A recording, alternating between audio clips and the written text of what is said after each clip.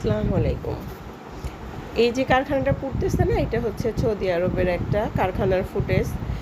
তো আপনাদের মাঝে শেয়ার করার মূল উদ্দেশ্য হচ্ছে যে কারখানায় আগুন লাগা বলেন আর যেটাই বলেন না কেন, বিপদ আপদ বলে কেউ আসে না, যে কোনোভাবে হতে পারে। তো আগুন লাগার পিছনে কখনো কোনো মালিক এখানে দায়ী থাকে না। কারণ হচ্ছে যে অ্যাক্সিডেন্টলি সেটা যে কোনোভাবে হতে পারে, শর্ট সার্কিট থেকে হতে পারে, কারিগরের দ্বারাও হতে পারে। তো উপরাল্লাহ আসলে ভালো জানে যে ওখানে কী হয়। তো আমার কারখানাটা যখন পুড়ে, তখন আমি কারখানা থেকে 4 আনা পয়সার একটা সুতাও বের করতে পারিনি। আমার তো যেটা গেছে সেটা গেছেই, আমি তো একদম নিঃশেষ হয়ে গেছি, এটা তো আসলে বর্ণনা করার মতো না। তো আমার যেই অ্যাডভান্সের টাকাগুলো ছিল না, সেটাও কেটে রাখা হয়েছে। তো আমাকে আবার ঘুরে দাঁড়াতে না অনেক কিছু ফেস করতে হচ্ছে। আর এই কারখানাটাকে ইস্যু করে আমাকে অনেক হয়রানি হতে হয়েছে। কিছু চক্র আমাকে অনেক হয়রানি করেছে।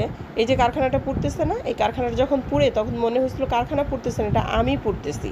কারণ আমার এই কারখানাটা, আমার এখানে আসতে আমার তিল তিল করে অনেক কষ্ট করে এখানে আসতে হয়েছে।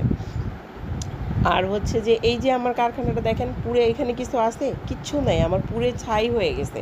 কিন্তু কিছু চক্র বলছে যে আমার এখানে নাকি কোনোই ক্ষতি হয়নি, আমার সেরকম কিছু হয়নি। তা আসলে কিছু বলার নেই। একটা কথা কি, যে উপরে ন্যায় বিচারক আছে, বিচার উনিই করবেন ইনশাল্লাহ। আমি তো ঘুরে দাঁড়াবো, আল্লাহ যদি সহায় থাকেন অবশ্যই ঘুরে দাঁড়াবো ইনশাল্লাহ।